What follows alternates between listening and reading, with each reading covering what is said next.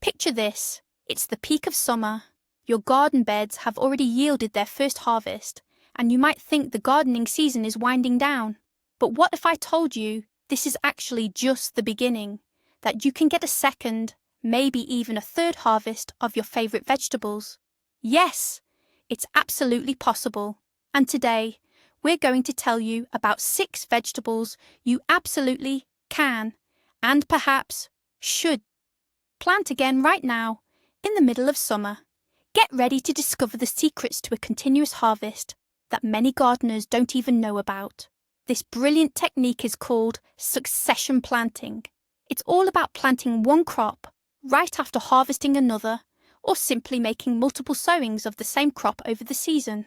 Historically, this method was used to maximize land usage, and today it's a wonderful strategy to keep enjoying fresh produce well into the fall and sometimes beyond.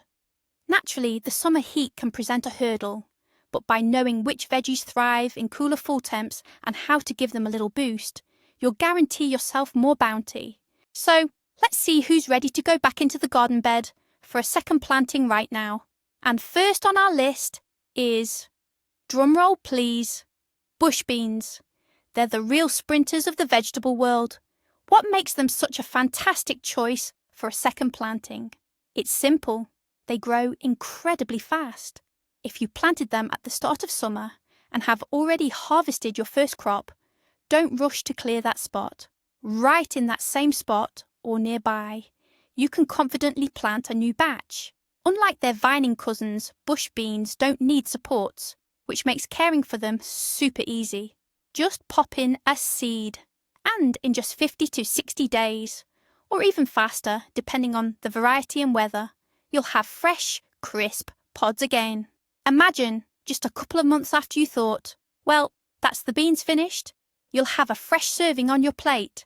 It's like an endless supply for summer salads or side dishes. And this is where the secret to their success for midsummer replanting lies. They have enough time to mature before the serious autumn cold sets in.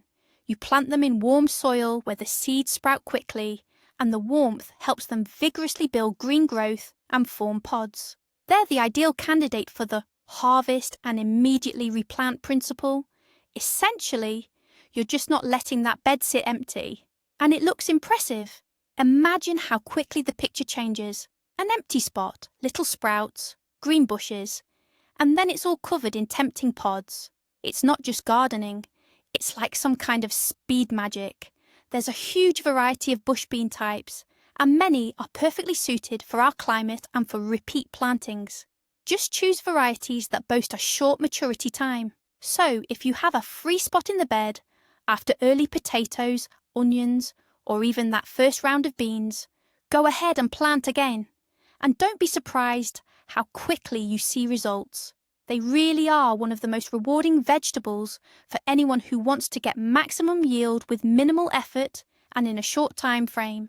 Now let's move on to the next superhero of summer replanting, radishes. If you love getting quick results and aren't ready to wait a long time, then radishes are your best friend for midsummer planting. And here's why. Their main, simply incredible advantage is their speed of maturity. From the moment you sow a seed until you can harvest your first crisp root, it's only about 3 to 4 weeks. Can you imagine? They are essentially the fastest vegetable you can grow. This speed allows for a really cool tactic with radishes, what's called succession planting. What does that mean? You don't have to plant a huge patch all at once. Instead, sow small batches, say every 2 weeks, harvest a small section, and immediately sow a new batch in that spot or nearby. This way, you'll have a continuous, uninterrupted supply of fresh radishes from early summer right through to late autumn. It's incredibly convenient and practical. Of course, a common question comes up here. One many people ask, doesn't summer radish just get bitter and tough? And yes, that can be a problem if you don't know a few tricks. Radishes often bolt, go to seed, and become unpalatable exactly when it's hot and dry. But it's easy to avoid. First, choose special radish varieties for summer planting that are more resistant to high temperatures and don't go to seed as quickly. These varieties are bred specifically so you can get a good harvest even in warm weather. And second, and this is probably the most important thing, ensure your radishes get regular and sufficient watering. Radishes absolutely love moisture, especially when the root is forming. If the soil dries out, they quickly become tough, pungent and bitter. So, just remember to water them, especially on hot days. The soil should be consistently moist but not waterlogged. By following these simple rules, choosing the right variety and ensuring good watering, you'll be harvesting juicy, tender and delicious radishes again and again, enjoying them right up until the first frost. It's really simple and effective. Now, let's talk about greens. Leafy greens like lettuce, spinach, arugula, and other similar varieties are also fantastic for a second planting in mid to late summer. You've probably run into this problem. You planted lettuce in the spring, but as soon as the real summer heat arrived, it immediately bolted. That means instead of getting delicious, tender leaves, you end up with a tall flower stalk and small, tough leaves that aren't very tasty anymore. This happens because most leafy crops prefer cooler temperatures and shorter daylight hours. But here's the good news. As the days start to shorten slightly in midsummer and nights become cooler, it creates nearly ideal conditions for growing tender, leafy greens. By sowing lettuce or spinach seeds in late July or early August, you give them a chance to grow in much more comfortable conditions, avoiding the worst of the summer heat. They won't be in such a rush to flower or bolt as their spring counterparts. As a result, you'll get lush heads of lettuce and large juicy spinach leaves. Planting for a full harvest is truly a game changer. When you sow seeds in late July or early August, you allow them to germinate and begin growing just as the days are gradually getting shorter and the nights are becoming cooler. These are the perfect conditions for leafy greens. In this environment, the plants grow a bit slower, but they develop dense heads of tender, succulent leaves. They aren't stressed into flowering and will allow you to harvest for a long, long time.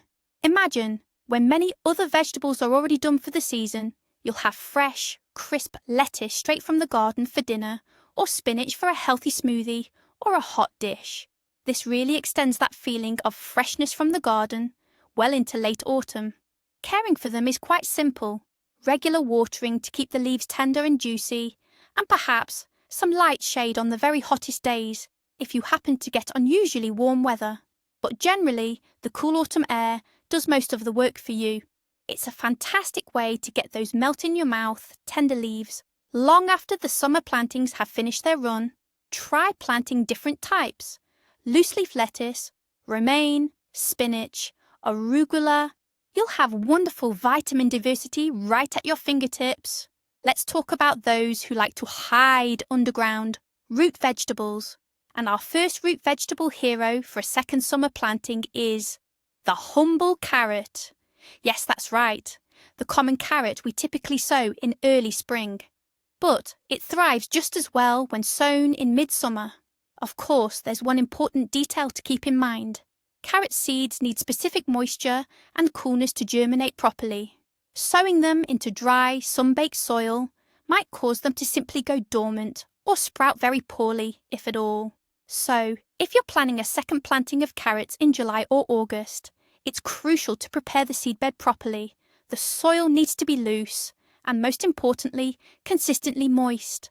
After sowing, it's a good idea to mulch the bed or cover it with a row cover, like Spun Bond, to retain moisture and create cooler conditions for the seeds to germinate.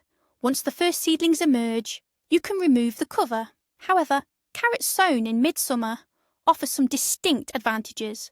They bypass the main active period of the carrot fly, which is typically in the first half of summer. This means your developing root crops will be far less likely to be attacked by this notorious pest. What's more, the cooler temperatures and shorter days of autumn encourage the accumulation of sugars in the roots. Carrots grown this way are often sweeter, juicier, and more flavourful than those grown in spring. They're also perfect for winter storage. Carrots have a relatively long maturation period, typically ranging from 80 to 120 days, depending on the variety. Therefore, for midsummer sowings, It's best to choose early or mid-season varieties with a shorter growth period. They'll have plenty of time to develop into full-sized roots before hard frosts arrive.